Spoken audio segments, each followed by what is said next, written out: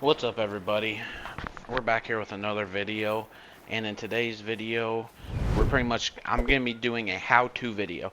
How to get bigger animals in your spawn points, explaining how to go from, say, a level 3 red deer to a level 7, 8, 9 red deer.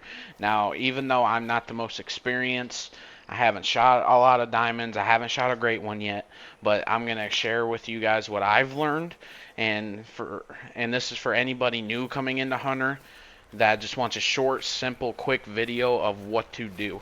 So, let's get right to it.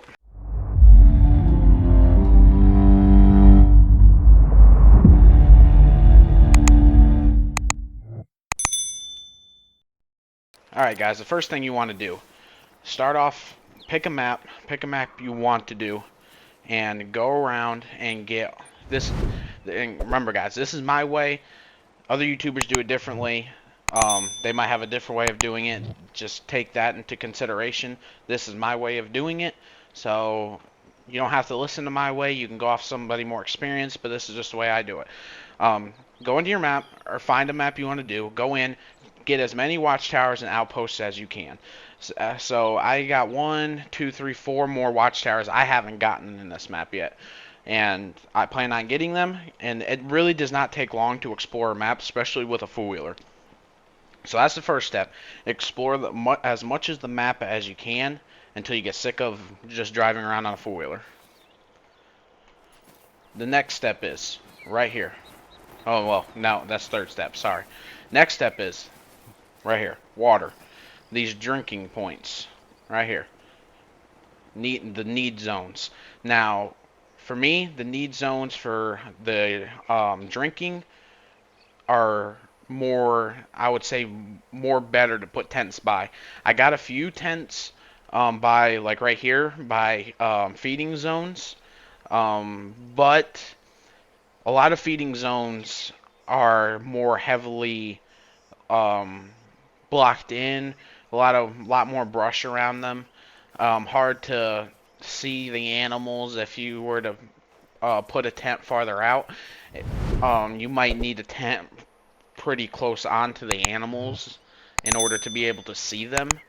So I like big bodies of water, like this right here. See this? It's a nice body of water. It's open, and I can see the animals across the way. See, I can see them. It's open. That's what I like. Now, like I said, you might do it a different way. This is just the way I do it. I got multiple tents around bodies of water. Now, some of them work great, and some of them ain't the greatest. So you got to really figure that out and move the tents around as you go. So just put tents by your need zones. That's a big thing. Put tents, I would say about 200 to 300 meters out, and if you can't afford it, get a ladder stand too to put beside your tent so you can get up in there and see out farther and see where the animals are at and be able to make a good clean shot. Step number 3, right here, tents. Put the tents down by the need zones. Like, figure out where the animals are eating or drinking in that particular spot.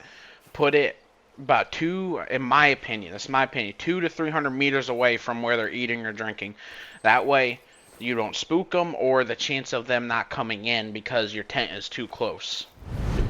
Now, like I said, this is just my opinion. Whether you follow it, whether you think I'm stupid, that's all up to you.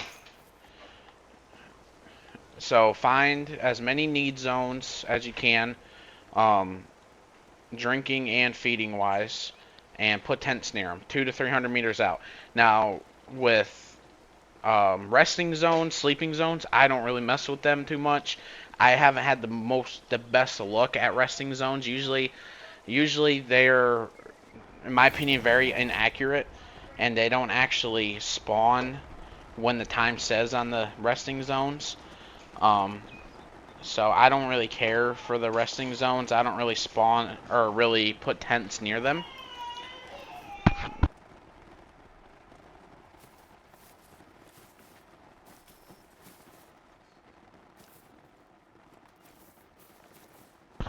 Now, so you got step number 1, explore the map. Step number 2, find your need zones. Find your drinking zones, find your eating zones, and if you want to, find your sleeping zones. Like I said, I don't mess around with sleeping zones These very much. tracks, I you can just do follow 'em, drinking but don't and forget to also look up and observe what's in front of you. feeding zones. And for the most part, I just do drinking because, like I said, it's very open. And step number 3, put your tents out. Put your tents out by those zones, 200 to 300 meters out. That way you're not too close, and see what happens. Step number 4, figuring out what time to change the time to, because it constantly switches up. Like right here on the spot I'm at right now, it says anywhere from 6 to 10 for red deer, 10 to 1300 for fallow deer. That's so inaccurate and from my experience from playing this game. Fallow deer don't usually come out until um, a little after it says their drinking zone or drinking time has ended. And so that's step 4, figuring out what time to change the time to so you get um, animals in. And then the last and final step is to kill the animals. Kill as many males of one species or as multiple species as you can. If you're grinding, going for one certain species, kill. Like me, I'm going for red deer. I want to get a trophy, a diamond red deer. So I'm just killing as many red deers as I can. And don't get me wrong, this will not spawn you in a great, like you can't go from like a level 2, 3, 4, 5, 6, 7, 8, 9 all in a row all the way up to a great one. That's not how it works. That's not the point of it. The point of it is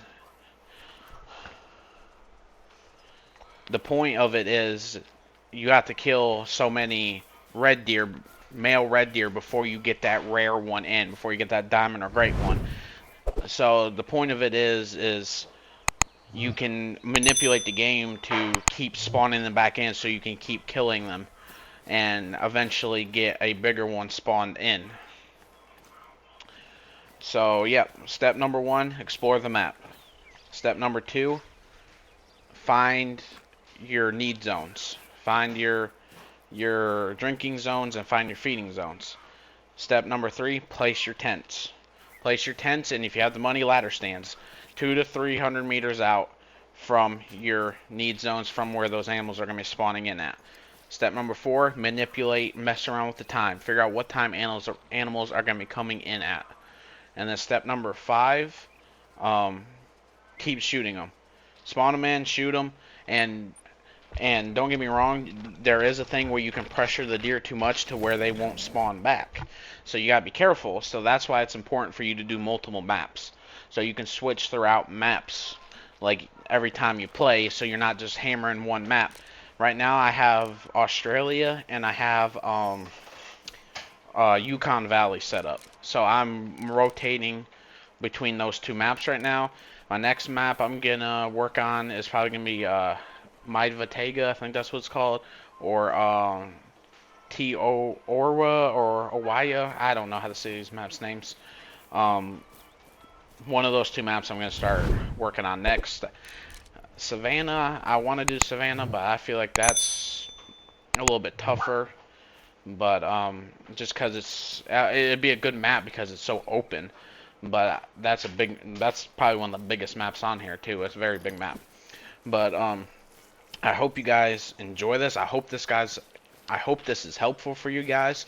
It's been helpful for me learning. It's been helpful for me learning how to get bigger animals in. Now, don't get me wrong. You could get all the way up to a level 8. You shoot that level 8, and you could drop down to a level 4 the next go around. That's going to happen because you have to kill so many of them before you get a great one. Like, I think you have to kill a couple hundred red deer before you even have the potential of getting of a diamond spawned in. I think it's a couple thousand before you get a great one spawned in. There's a lot of grinding to it. You gotta stay committed. If you want those big trophy deer, you gotta stay committed to it. And like I said, I'm still new-ish. I haven't got a lot of big trophies like some other YouTubers have. I'm just sharing with you guys what I know, and I hope this helps you guys or anybody new that comes into hunter, just wondering how to get some big animals. But this is the best way I know how to do it. So I hope you guys enjoyed today's video, and if you do, hit that like button, hit that subscribe button, and ring that bell, and we'll see you guys tomorrow night for the live stream. Peace out, guys.